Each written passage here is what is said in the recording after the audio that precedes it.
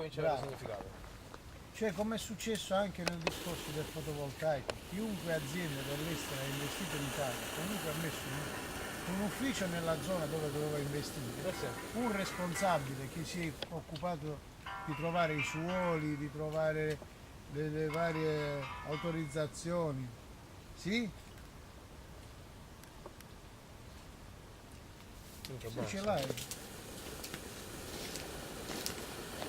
Ah, e mi dai Giuseppe.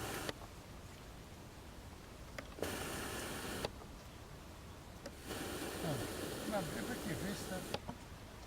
Cioè, la cinatura dobbiamo fare. Minchia.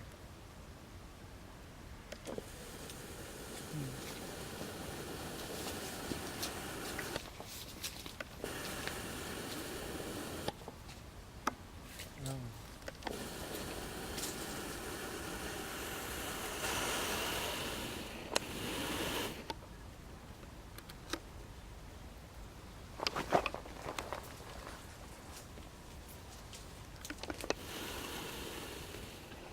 Sì, che a me stai a vedere, come stai a liscia, come stai a liscia.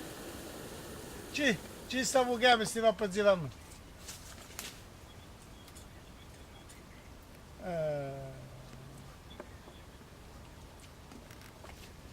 Sì, ehi, non, non teniamo che mi e basta.